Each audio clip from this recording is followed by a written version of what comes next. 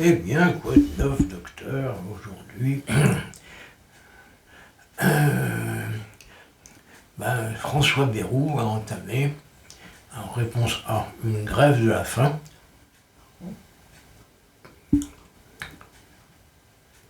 Il ne ferait pas de mal d'ailleurs. Réponse B, des négociations sur la proportionnelle. Une négociation qui n'intéresse d'ailleurs personne. Et puis bon, ça fait un demi-siècle qu'on rétablit la proportionnelle. La seule fois où on l'a fait, on l'a regretté.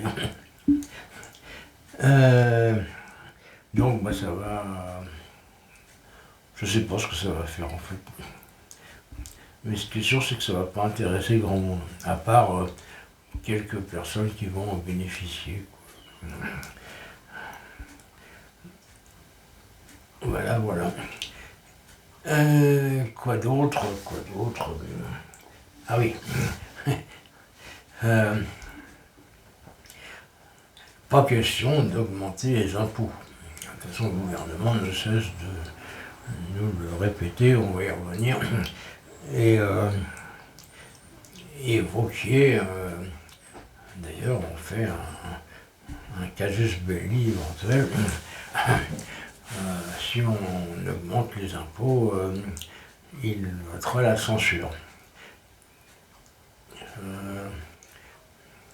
À comprendre que, en fait,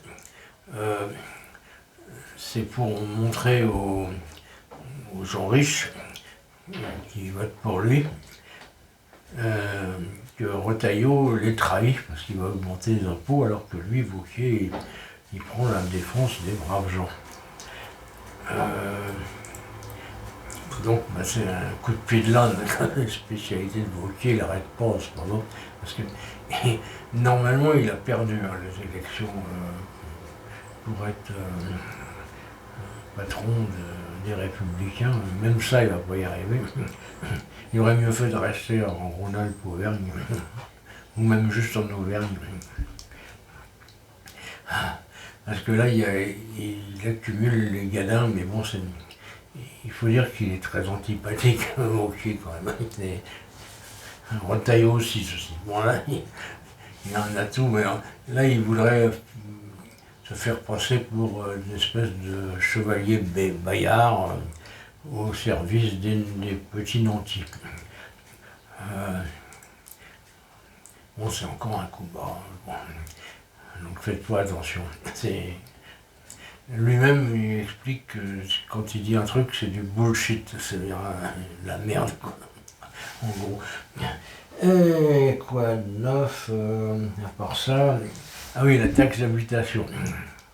Alors là, moi je suis toujours inquiet quand on supprime un impôt, parce que ça veut dire que ça va être remplacé par un impôt plus juste. Plus juste, ça veut dire 3 fois plus cher, quoi, en général.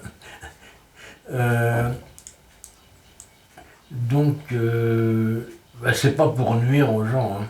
C'est même pas parce qu'on a besoin d'argent, et Repsamen nous explique que c'est pour renouer le lien entre les électeurs de province et leurs élus. C'est sûr que la taxe d'habitation, ça renoue le lien. C'est la méthode Al Capone qui savait très bien renouer les liens entre les personnes qu'il rackettait et puis lui-même, quoi. En gros, il fallait qu'il paye, sinon il les tuait, quoi. Bon, c'est une méthode assez ingénieuse, il fallait y penser. Là, c'est moins violent, hein, évidemment. C'est soit tu payes, soit on te saisit ta télévision et ton réfrigérateur, quoi.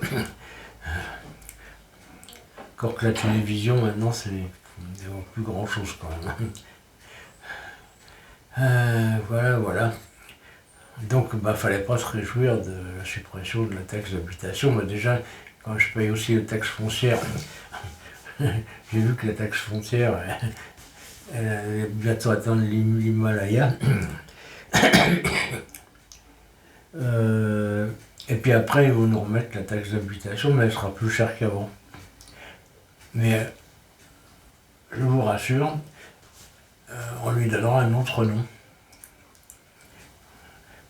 Je sais pas, taxe de sodomie, bon, un truc comme ça, quoi. Bon.